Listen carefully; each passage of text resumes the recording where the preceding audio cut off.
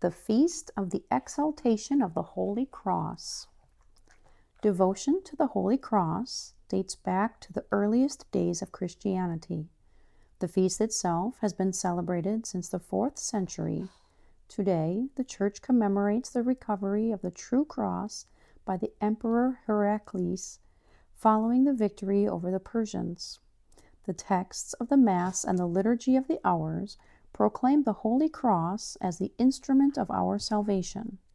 For inasmuch as our first parents sinned beneath the shadow of a tree, God has designed to accomplish our redemption on the wood of the cross.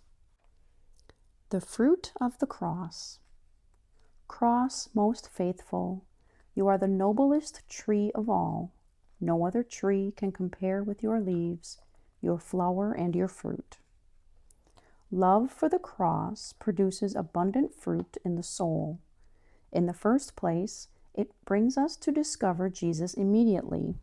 He comes out to meet us and bears on his own shoulders the most burdensome part of any trial we experience. Our suffering in union with the Masters is no longer an evil that opposes us. It becomes a means of union with God. If you are suffering, unite your sorrow to his sorrow. Unite your Mass to his. The world will probably not understand this advice, but do not be disturbed. It is enough that Jesus, Mary, and the saints know what is going on. Live in union with them, then, and let your blood flow for the benefit of all mankind, just as he did. The cross of every day is a great opportunity for purification, detachment, and even for an increase in grace.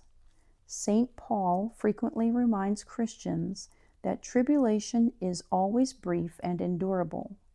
The prize for suffering out of love for Christ is eternal and satisfying. Therefore, the Apostle rejoices in his tribulations.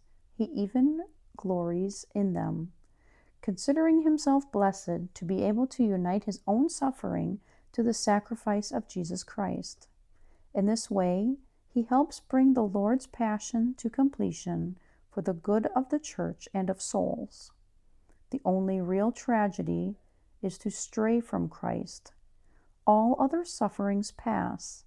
Every one of them can become a real source of peace and joy for us. It is not true that as soon as you cease to be afraid of the cross, of what people call the cross, when you set your will to accept the will of God, then you will find happiness, and all your worries, all your sufferings, physical or moral, pass away. Truly, the cross of Jesus is gentle and lovable. There, sorrows cease to count. There is only the joy of knowing that we are co-redeemers with him. Moreover, our constant recourse to and friendship with the Master teach us that to bear difficulties that crop up with a firm and youthful spirit. We need never complain or give in to sadness. As happens in the lives of the saints, adversity will become stimulus for us. We shall accept it with cheerful spirit as one more obstacle to be overcome, enabling us to be more identified with Christ. Joy and optimism during rough moments is not a fruit of temperament or of age. It is born of a deep interior life and the frequent consideration of our divine filiation. Our serene perspective on passing events will create a positive tone in our family, while we are at work, and in all our social relations. This equanimity will then be the occasion for others to draw closer to God. We finish our time of prayer with Our Lady. Invoke the heart of Mary. Have the purpose and determination of uniting yourself to her sorrow in reparation for your sins and the sins of all men. Pray for her, for every soul, that her sorrow may increase in us our adversity from sin, and that we may be able to love the physical or moral sufferings of each day as a means of expiation.